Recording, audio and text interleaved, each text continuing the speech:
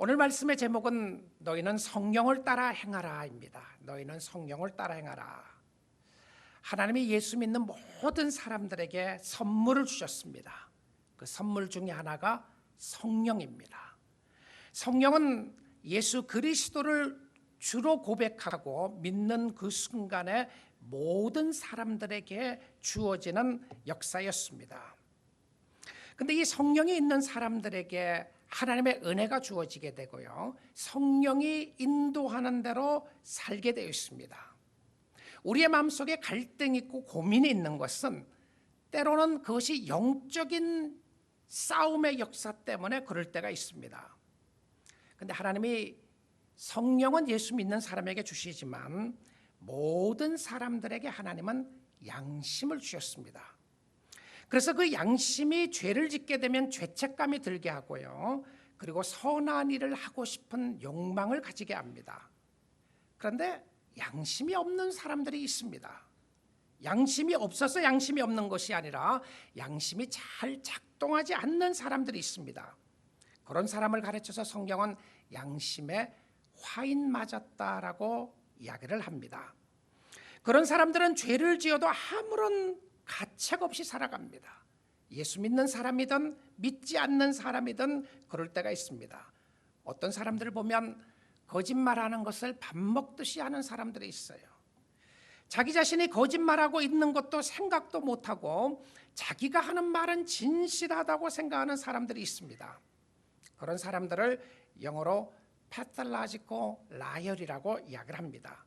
병적인 거짓말장이라는 것이죠. 자기가 이야기하는 것처럼 자기가 이야기하는 것은 진실이고, 그리고 그 진실이 자기가 이야기하는 것만큼 맞다고 생각하고 살아가는 사람들입니다. 안타까운 사람들입니다. 그런데 하나님이 주시는 그 양심이 죄로 말미암아 자꾸 마음이 굳어져요. 예수를 믿지 않는 사람들 중에서도 도덕적으로 양심에 꺼리낌이 없이 살아간다는 사람들이 있는 것은, 양심은 좋은 일을 하기를 원하고 악한 일을 할 때는 마음이 아파합니다. 그래서 우리가 착각하게 되는 경우들이 있어요. 저 사람은 좋은 사람이고 저 사람은 선한 사람이다. 그 표현은요, 영적으로 좋다고 그러나 영적으로 선하다는 의미가 아니고 양심에 따라서 행하는 사람이다, 이렇게 생각을 하면 됩니다. 그러나 양심을 가지고 예수를 믿을 수가 없습니다. 왜냐하면 양심이 전적으로 깨끗하고 거리끼지 않게 주를 섬기는 사람은 한 사람도 없습니다. 아니, 주를 섬길 수가 없습니다. 양심의 가책이 하나도 없이 사는 사람들은 없기 때문에 그렇습니다. 예수 믿지 않는 사람들은 양심으로 구원받는다라고 이야기하는 사람들을 가끔 보게 됩니다. 정말 그럴까요? 우리의 양심이 선하고 선한 일을 많이 하면 그냥 내가 구원을 받을 수 있는 것인가요? 그래서 성경에 어디에 그런 말이 있나 이야기를 하면 로마서 2장에 있다라고 하는 사람들이 있어요. 그래서 로마서 2장에 무슨 말이 있기에 양심으로 구원받는다고 말하는지를 한번 보도록 하겠습니다. 로마서 2장 13절입니다. 하나님 앞에서는 율법을 듣는 자가 의인이 아니요 오직 율법을 행하는 자라야 의롭다 하심을 얻으리니. 그러니까 율법은 들음에서 끝나는 것이 아니고 행해야 한다고 하는 이야기를 하게 됩니다. 그 다음에 14절 가서 봅니다. 율법 없는 이방인이 본성으로 율법의 일을 행할 때는 그 사람은 율법이 없어도 자기가 자기에게 율법이 되나니. 자, 이 부분입니다. 아니, 예수 안 믿는 사람에게는 율법이 없었는데 무엇을 가지고 하나님이 심판하실 겁니까? 바울의 답은 무엇이었냐면 양심을 가지고 한다는 것이었습니다.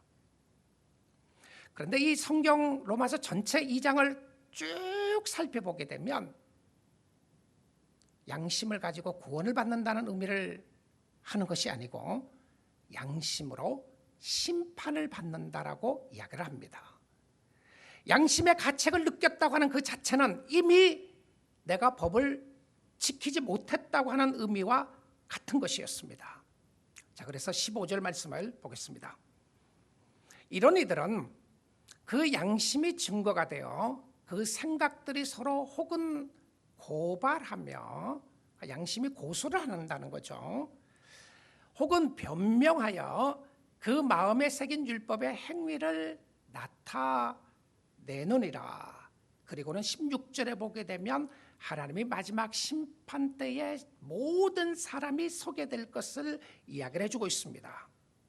여러분, 그러나 양심이 있다고 하는 것은 좋은 것입니다. 왜냐하면 양심이 있어야 하나님 앞에 가까이 나갈 수 있기 때문에 그렇습니다.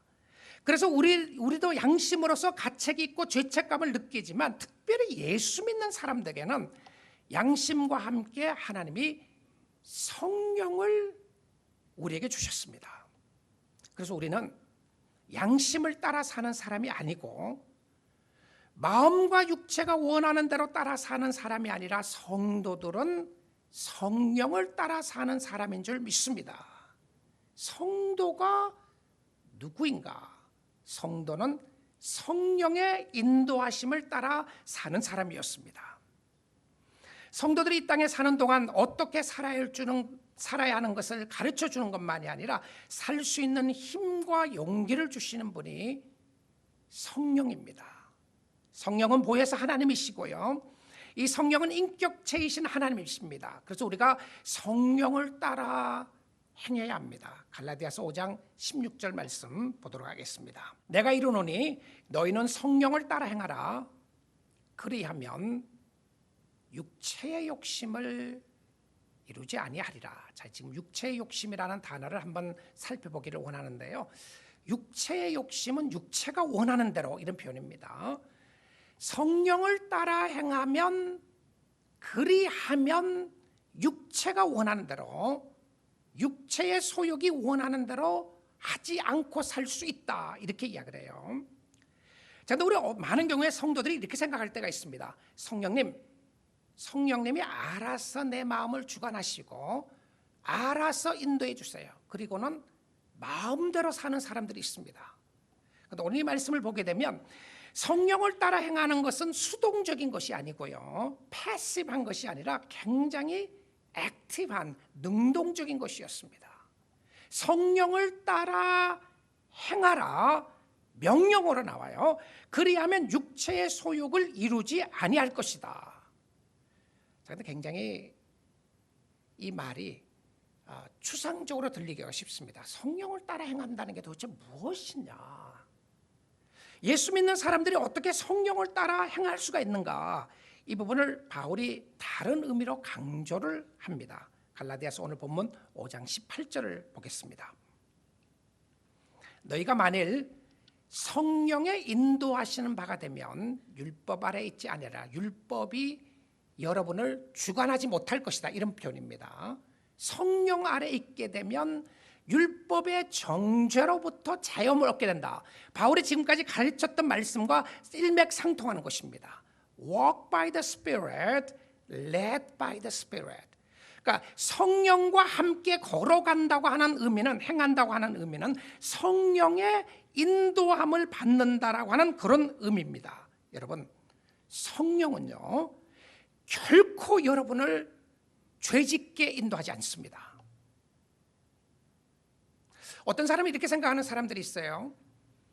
내가 죄를 짓게 된 것은 성령께서 주의 뜻이었다. 성령께서 이 길로 인도했기 때문에 갔다. 여러분, 성령은, 거룩하신 하나님의 영은 결코 여러분이 절망하게 만들고 낙심하게 만들고 좌절하게 만들고 죄를 짓게 만들 수 있는 영이 아닙니다. 그럴 수가 없어요. 자, 그런데 이럴 수는 있습니다. 여러분이 육체의 소욕에 이끌림 받아서 죄를 짓게 되었습니다. 그래서 하나님 앞에 회개를 했어요. 회개를 하니까 성령께서 여러분의 마음을 불쌍히 여기셔서 여러분을 좋은 길로 인도할 수는 있습니다. 그러나 여러분이 범죄하게 됐던 그 자체는 성령이 인도해서 죄를 짓는 것이 아니라 육체의 소욕 때문에 죄를 짓게 된 역사였습니다. 자, 그러면 하나님의 사람들은, 성령의 인도함을 받는 사람들은 하나님께 가까이 가는 사람이었습니다. 근데 성령의 인도하심을 따라가면 반드시 따라오는 것이 있는데요, 그것은 무엇이었냐면 열매입니다. 열매. 열매가 맺혀지는데, 근데 성령의 역사는 성령의 열매라고 그러고요, 육체의 소욕을 따라가는 것은 일이라고 그렇게 이야기해요. 육체의 일이다. 열매가 아니고 works라고 되어 있습니다. 일이라고 되어 있어요.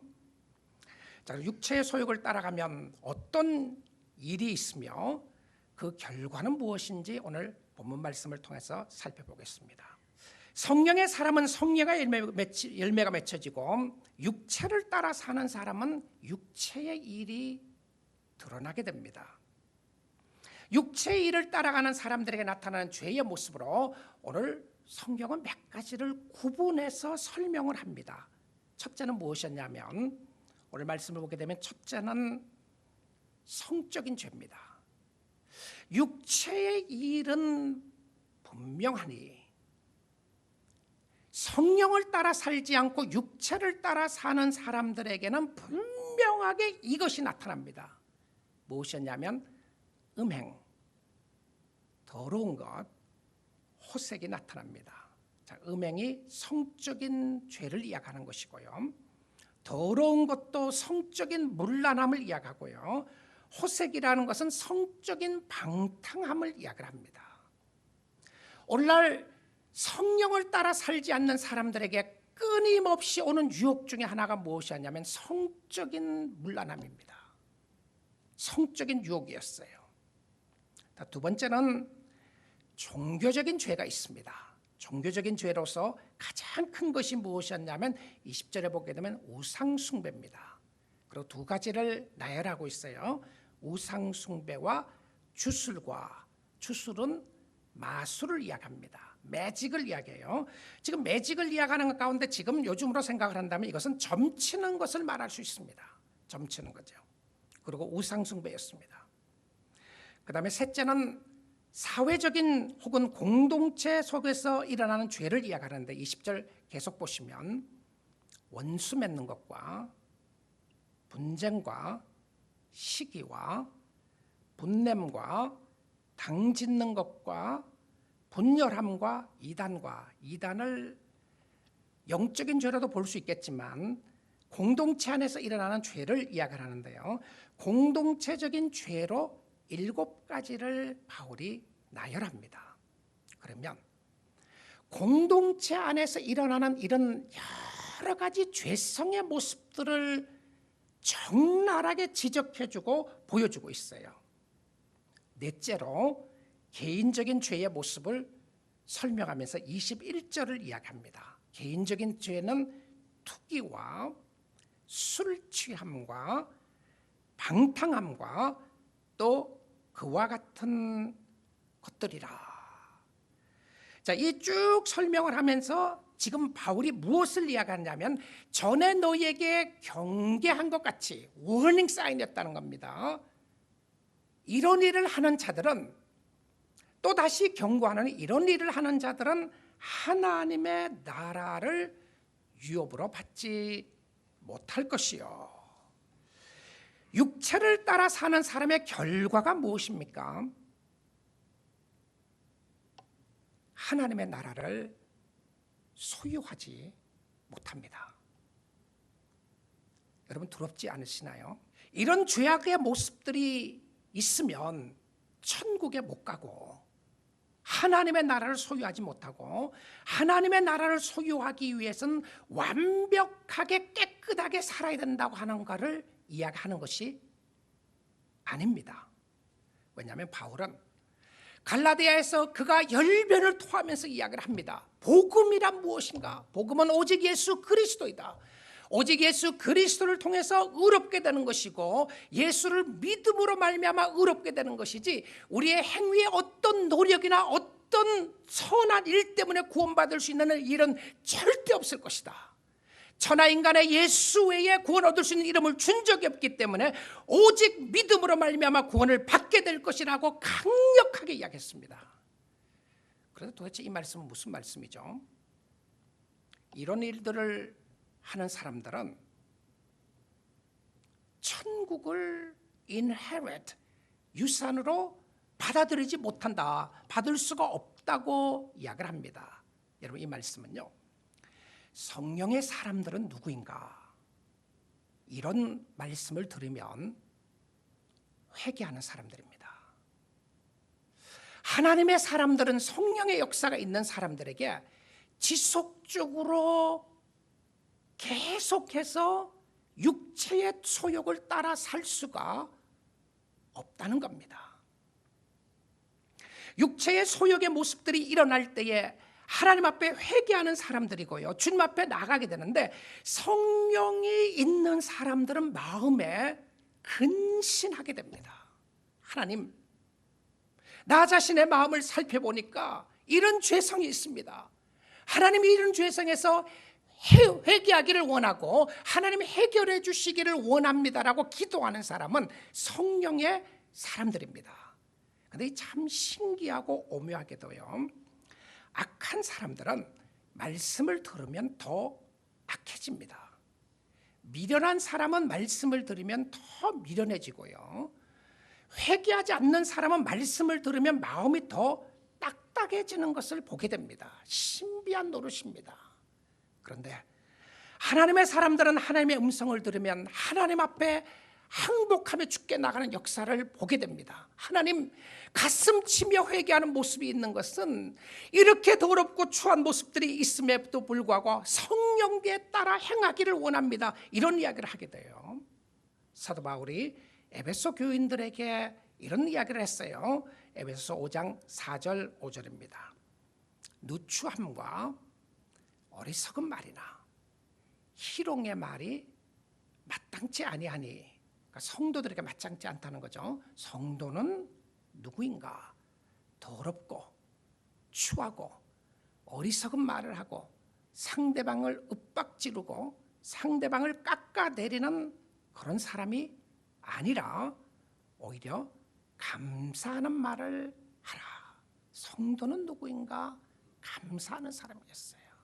여러분의 언어가 감사로 충만해지기를 원합니다. 감사하세요. 성령의 사람들은 감사하는 것 성령이 기뻐하고 즐거워하십니다. 자, 5절을 보시기 바랍니다. 너희도 정녕 이것을 알거니와, 그러니까 에베소 교회 성도들에게도 이미 알고 있는 것을 확인시켜 주는 거예요. 너희도 정녕 알거니와, 다시 강조하는 거 보십시오. 음행하는 자나 더러운 자나, 음행하는 이 더럽다고 하는 표현도 성적인 문란함을 이야기하는 거예요. 아내를 두고 다른 여자를 사랑한다거나 남편을 두고 다른 남자를 연민한다거나 이런 더럽고 추한 모습들을 이야기를 하는 겁니다. 그 모습을 이야기하면서 탐하는 자, 그러니까 탐내는 자는 곧 우상숭배다, 이렇게 이야기해요. 탐심이 우상숭배라. 다 그리스도와 하나님의 나라에서 기업을 얻지 뭐라고요? 못하리니. 기업을 얻지 못한다. 자, 에베소서 2장에서 바울은 강력하게 이야기했습니다. 우리가 그 은혜로 말미암아 믿음으로 구원을 얻게 된 것이고 이것은 우리에게 난 것이 아니고 하나님의 선물이라고 강조를 했습니다. 그런데 바울은 그 같은 성경에서 에베소서도 그렇고요, 같은 성경 갈라디아에서 지금 이야기하는 것은 무엇이죠? 무엇인지 압니까? 여러분, 성령의 사람은요, 하나님의 사람들은 성령의 역사로 말미암아 하나님으로 말미암아 변화된 사람들입니다. 다른 사람들이에요. 완벽한 사람들이 아니라 하나님의 사랑을 추구하는 사람들이고요, 하나님을 따라가는 사람들입니다. 예수 안 믿는 사람들의 마음속에는 갈등이 없습니다. 왜 갈등이 없느냐 하면 도덕적인 양심적인 갈등만 제해버리면요, 영적인 갈등은 하나도 없어요. 자신이 원하는 대로 살면 되는 거니까요. 육체의 소욕대로 살면 되는 거니까. 그런데 성령의 사람에게는 육체의 소욕대로 살지 못하도록 성령께서 자꾸 막으시는 거예요. 마음에 요동함이 있고 마음에 힘든 일이 있고 어려움이 있고 이런 것들도 성령께서 우리의 마음을 자꾸 치시고 움직이시는 것을 보게 됩니다. 육체의 소욕대로 살면 하나님의 나라를 소유하지 못하는데, 성령이 없는 사람은 하나님의 사람들이 아닙니다. 성령을 따라 행하는 사람은 늘 잔잔하고 편안하고 문제가 없는 사람들이 아닙니다. 그럴 때도 있지만 때론 풍랑 속에서 고요함을 체험하고요, 요동치는 어려움 속에서 마음에 평안이 있고 문제 속에서도 주를 의지해 나아갑니다. 힘들어도 주님 바라봐요. 우리의 마음에 요동침이 있는 것은 왜 그런 것인가? 성령의 역사 때문에 그럴 수 있습니다. 여러분, 신앙생활을 좀 해보려고 하면 왜 힘들죠? 주님께 가까이 가려고 하면 왜 이렇게 마음에 갈등이 심하죠? 마음속에서 일어나는 전쟁은 무엇 때문이며 누구와의 전쟁인가요? 성령이 우리 마음속에 내주하시면서 성령께서 분쟁을 일으킵니다. 싸움을 일으켜요. 육체의 소욕, 곧 육체의 욕망과 성령은 서로 함께 존재할 수가 없습니다. 육체의 소욕은 성령을 거스리고 성령은 육체를 거스리나니 이 둘이 서로 대적함으로 너희가 원하는 것을 하지 못하게 하려 함이라. 자, 우리의 육체에 성령이 들어오시면 그 성령은 거룩한 영이시기 때문에 동거할 수가 없습니다. 예수 믿는 사람들은 죄와 동거할 수 없어요. 불가능합니다. 한쪽으로 가게 돼 있어요. 성령을 따라 살 것인가 아니면 육체가 원하는 대로 살 것인가. 그래서 예수 믿는 사람들에게 내적인 갈등이 있게 됩니다. 이 내적인 갈등을 성화의 모습으로 생각해 볼 수 있어요. 싸움이죠. 이것은 좋은 싸움입니다. 성령의 인도하심을 받으면 육체가 원하는 대로 살지 않게 되지만, 그러나 성령의 인도하심을 받지 않으면 내가 원하고 하고 싶은 대로 행하며 살아갑니다. 그것이 무엇이죠? 육체의 정욕입니다. 육체가 원하는 대로 산다는 것이죠. 자, 그런데 육체의 욕망은 끊임없이 하나님 없이 살도록 인도합니다. 육체가 원하는 것은 하나님을 중심에 두는 것을 가장 싫어합니다. 자, 여러분의 마음속에 어떤 영적인 모습이 있을 때요, 영적인 전쟁을 포기하지 마십시오. 인정하세요. 아, 지금 내 마음속에 이런 갈등이 있구나. 이거 싸워야 되는 것이구나. 여러분, 아무것도 아닌 것처럼 생각을 하고 교회 가는 것으로 사단의 유혹을 이길 수가 없습니다. 사단은 이렇게 우리에게 이야기를 합니다. 야, 너 교회 가는 것은 좋은데 하나님은 믿지 말라. 세상에 불공평한 것이 얼마나 많은지 아느냐? 교회 안에도 불공평한 게 너무 많은 것이야. 네가 원하는 대로 행하고 살아야지. 하나님 없이 사는 게 편한 삶이야. 어쩌면 하나님 없이 사는 삶이 편할 수 있습니다. 성경은 우리에게 얼마나 이 땅에 사는 동안 편안하게 살 것인가를 약속하지 않고 우리로 하여금 평강을 누리며 살기를 약속하셨습니다. 때로는 우리가 예수를 믿기 때문에 불편한 일들을 감수해야 될 때가 있습니다. 거짓말 한번 하면 이길 것 같고 쉬울 것 같은데 그렇게 할 수가 없는 모습들을 보게 됩니다. 야, 너 교회는 불공평한 곳이니까 너 편 만들어서 싸워야지. 시기하는 것 당연한 것이야. 왜냐하면 불공평하니까. 찬양도 부르지 마. 너 하기 싫은 찬양 왜 부르냐? 설교 듣지 말고 그냥 교회만 가. 여러분, 이 이야기 전부 다 사단이 여러분에게 주시는 이야기입니다. 주는 이야기예요. 끊임없이 속삭입니다. 우리의 귀에 우리의 양심을 통해서 끊임없이 영적인 전쟁에서 사단이 원하는 방법으로 끌어갑니다. 그런데 하나님의 사람들은 우리의 심령 속에 성령의 내주하심을 체험하게 됩니다. 그래서 성령의 인도하심을 따라갈 때는 기쁨이 있고 평강이 있는데 성령의 인도하심을 따라가지 않으면 마음에 불편함이 있습니다. 어려움이 있어요. 요동치는 모습이 있습니다. 그런 사람들은 하나님의 사람이라는 것을 증거해 주는 역사인 줄 믿습니다. 하나님의 사람들에게는 불편함이 있어요. 근데 그 불편함은 하나님 앞에 전적으로 헌신하라고 하는 하나님의 의도였던 것을 보게 됩니다. 우리의 마음속에 갈등만 있는 것이 아니고 사도 바울의 마음속에도 갈등이 있었어요. 내적인 갈등이 있었습니다. 근데 그 내적인 갈등을 로마서 7장 19절 20절에서 이렇게 이야기를 합니다. 내가 원하는 바 선은 행하지 아니하고 도리어 원하지 않은 바 악을 행하는도다. 20절입니다. 만일 내가 원하지 아니하는 것을 하면 이를 행하는 자는 내가 아니요 내 속에 거하는 죄니라. 바울의 마음속에도 그 요동치는 모습들을 바라보면서 자기가 선하게 살려고 하는데 잘 안 되는 모습을 보게 되고요. 또 죄를 짓게 되는 모습들을 바라보게 되면서 그 죄를 짓게 되는 그 결과 모습은 바로 죄성 때문에 그렇다라고 고백을 해주고 있습니다. 그러나 그 말씀에서 바울은 고백합니다. 우리를 승리의 길로 인도하시는 길은 오직 예수 그리스도밖에 없다고 말입니다. 사랑하는 성도 여러분, 내적인 갈등에서 포기하지 마십시오. 죄와 싸우되 이길 수 있는 길은 성령의 인도하심을 따라 사는 길입니다. 성령의 인도하심을 따라 사는 길은 승리의 길이고, 아무리 좋고 아무리 편안하고 아무리 아름답게 장식해서 세상 길을 간다고 할지라도 주님 없이 사는 삶은 멸망의 삶일 수밖에 없습니다. 그러니까 오늘 우리 사랑하는 성도님들의 심령 속에 입술의 고백만이 아니라 성령의 역사로 변화된 삶을 살 수 있기를 원합니다. 여러분, 주님은 여러분을 죄악된 가운데서 그렇게 살도록 내버려 두기를 원하지 않습니다. 성령님은 여러분의 마음 가운데 탄식하시고 주께로 돌아오기를 원합니다.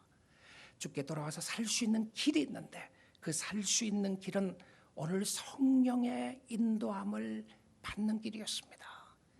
성령님을 사모하시고 성령님의 인도하심을 따라 사시면 여러분의 삶 속에 반드시 영적인 충만한 은혜가 있게 될 줄 믿습니다. 주님 바라보시고 주님 의지하는 여러분 될 수 있기를 주님의 이름으로 축복드립니다.